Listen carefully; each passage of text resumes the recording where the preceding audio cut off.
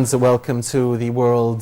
Today you're watching now live pictures from the police academy headquarters in Cairo's 5th district, where former President Hosni Mubarak and the defendants accused of complicity in the killing of protesters of the 25th of January revolution and other financial corruption charges are leaving the court, and after the third session of the trial of the former president, his former Interior Minister Habib Al-Adli, and 6 of his assistants on complicity in the killing of protesters of the revolution was adjourned to Wednesday, the 7th of September. So they will be added again in less than 48 hours' time. Today's session was the longest, 10.5 hours almost. It started at 11 a.m. Cairo local time. It's now almost 9:30 here, so more than 10.5 hours. The session was lifted 5 times for recess, and many times due to scuffles between anti and pro-Mubarak supporters within the courtroom, as Judge Ahmed Rifat, Councillor Ahmed Rifat, presiding the trial of Mubarak and the other accused, decided to lift the session into recess for 5 times. The prosecution handed in 3 witnesses on this Monday. We will be discussing all the details of what happened today in the courtroom, and outside the courtroom, where tens of people were injured in scuffles between pro and anti-Mubarak supporters outside the courtroom itself, outside the police academy headquarters itself. We have with us here in the studio Dr. Ahmed Osama. He's a member of the Egyptian Council for Foreign Affairs. Thank you very much, Dr. Osama, for being with us. Thank you, Mr. Mohammed. We'll also be discussing in this episode of The World Today the situation in Libya, and we will be reading to you, as always, as it is the trade of this program, other stories that made the headlines of the international press, locally, regionally, and internationally. But just to recap here, the third session of the trial of the former president has been adjourned to after tomorrow. That's Wednesday, the 7th of September. And today the prosecution heard witnesses. One of them admitted to burning CDs that involved key conversations between top officials at the Ministry of Interior during the revolution. Another witness said that the orders he had received was self-restraint in dealing with the protesters. Of course, the revolution's martyrs' lawyers are again insisting and are asking for the testimony of the head of the Supreme Council of the Armed Forces, Field Marshal Mohammed Hussein Tantawi, as well as former intelligence chief, Mubarak's intelligence chief, Omar Suleiman, and former Vice President, General Omar Suleiman. They also want him to testify. They've also asked for the testimony of the guide of the Muslim Brotherhood in Egypt, Mohammed Badia. Mubarak again appearing in a medical bed. Of course, there were also in the same court the trial for the former president, his sons Ala and Gamal, and fleeing businessman Hussein Salim on financial corruption charges. And TV cameras were not allowed into the courtroom today, as decided by Judge Councillor Ahmed Rifat, but journalists were allowed in. So unlike the first 2 sessions on the 3rd and 15th of August, TV cameras were not allowed in. There was no live broadcasting, but journalists were allowed in as we continue to watch live scenes from the Police Academy headquarters. Dr. Osama, it seems the decision to ban the live broadcasting gave finally a room to the court to work. I mean, 10.5 hours today of inside the court. It's one of the longest sessions in trials, I think, in the 3rd day of Mubarak's trial, and the decision of the Judge Ahmed Rifat of not allowing the broadcasting for live broadcasting of the trial. I think it was helpful for him and for the justice to take over and to build more trust with people, that it will be a transparent without any forces or any kind of community forces on the judiciary procedures toward a fair trial and with a justice with the Mubarak system, especially in this trial of the murder of the peaceful protesters. I think it's the first strong steps, I think tangible, with 10 hours, more than 10 hours through the day, one day of the third day of trial. Also, we have the day after tomorrow. That's almost 36 hours from now. I mean, yes. It's less than 48 hours. So does this give you the impression that the court was serious when it said a few weeks back it's going to take it in the best pace it can handle, and it's going to be consecutive sessions? Yes, true. It's gave now a more confident with the trial and the steps, which is the judge gave himself only one day to continue the trial with after this long day with 10 hours and we have also, it will take more time with the witnesses and with this trial. I think also the contradictions between the witnesses or the generals of the security, and one of them take side, and he said that he burned the CDs involving conversations between the formal ranks, CDs, yes, and the other one saying another kind of orders of self-restraint. Yes. That's what he said. So it's these contradictions. Also, it will bring more questions with the trial. Also, to know these generals will what's definitely the truth in these speeches in front of the judge. But nobody expects a fast ruling here. I mean, this could take time, maybe a lot of time, nobody knows. But we have over 1,000 witnesses. That's according to the demand of Mubarak's attorneys. Correct. So this is going to take time. For sure, it will take time.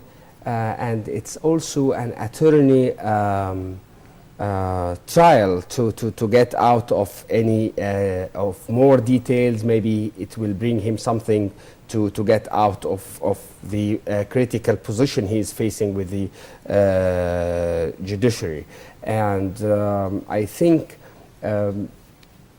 it's clear for everybody what's happened in that situation with the revolution from the regime, the previous regime, but now they just want to elaborate who is the guilty and responsible person about what's happened in this situation. All right, so we'll leave it to the judiciary. Of course, we'll recap here as you're watching live scenes from the police academy headquarters. The former president, his former interior minister, and 6 of Habib al-Adli's assistants, along with all the other accused, are leaving the police academy headquarters one by one.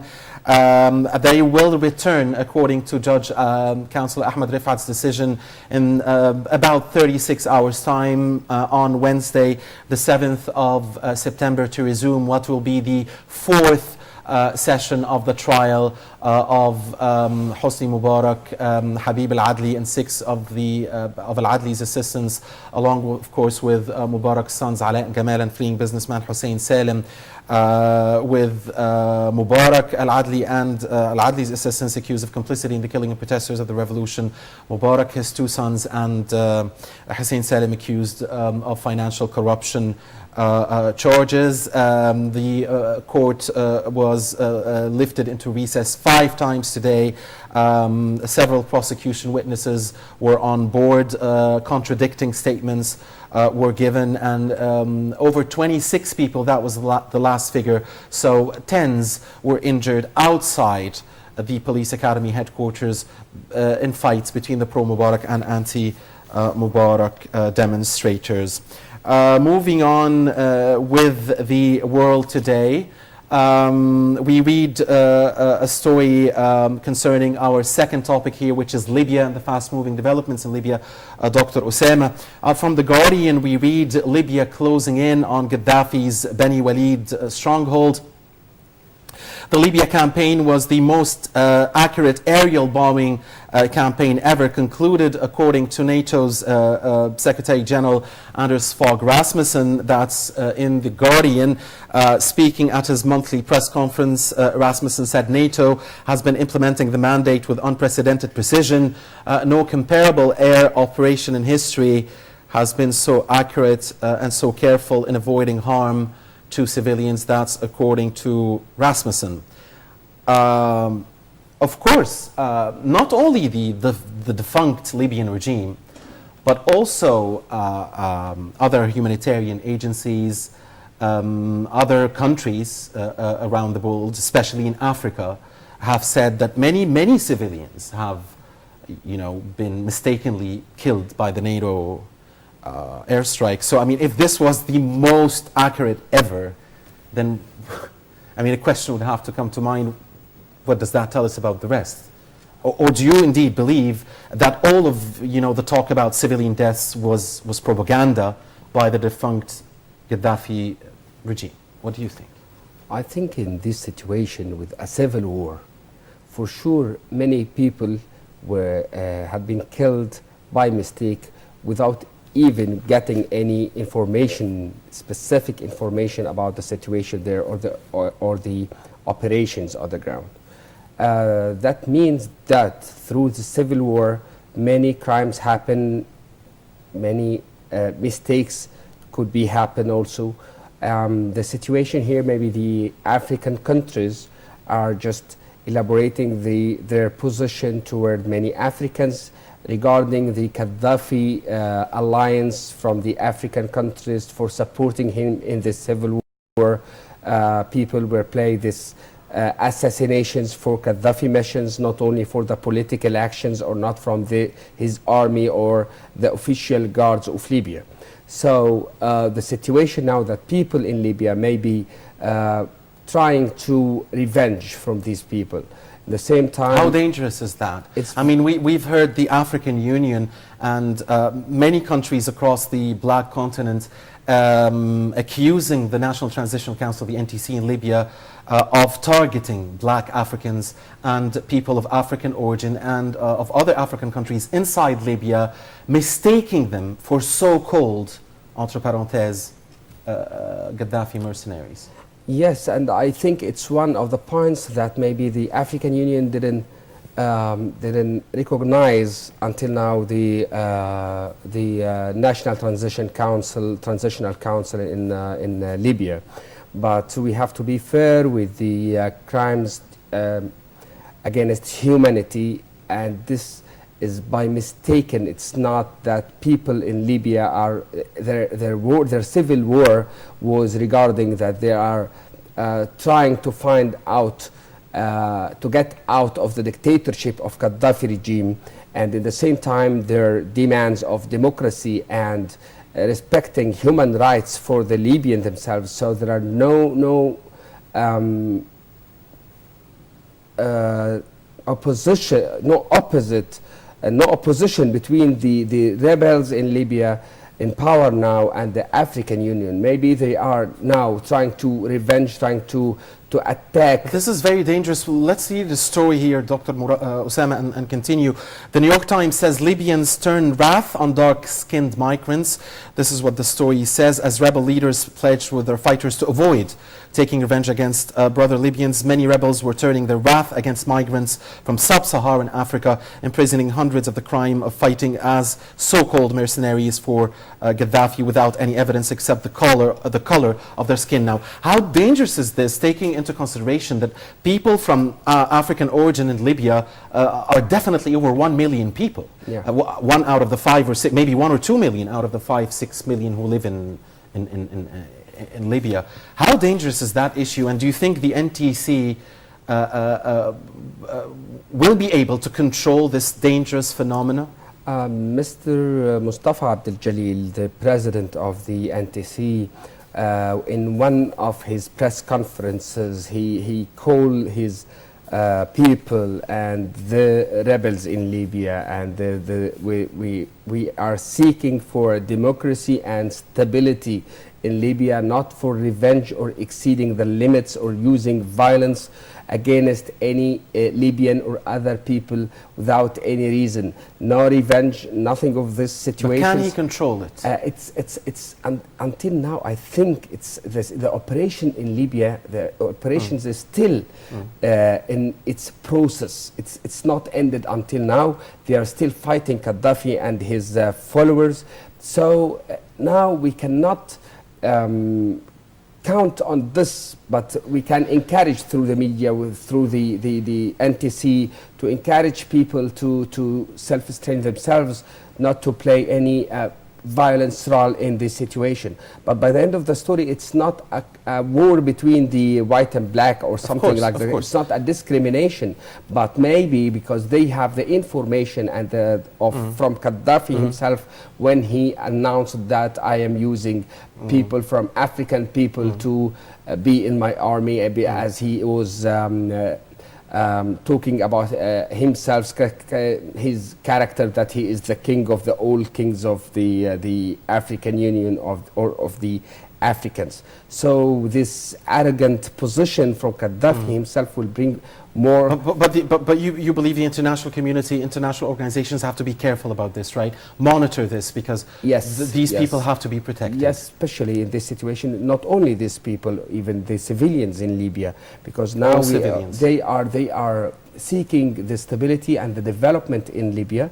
Now the NTC, starting from day one after getting Gaddafi out and his quit from this situation, they announced that they are trying to start the relationships. Also, Mustafa Abdel Jalil starting his trips with the other countries to get more supports for Libya. One final note, and we are really sorry because we're out of time. But remember, last time when we were here, we talked about how vague, how confusing the situation in Libya is. Let's recount quickly what has happened since the last time we were here. We are hearing different statements from Saif al-Islam Gaddafi and others from Saadi. It is reported that Saadi wants to surrender or wants to broker reconciliation. It is reported that one of the leaders, in fact the leader of the forces of the NTC, was tortured by the CIA.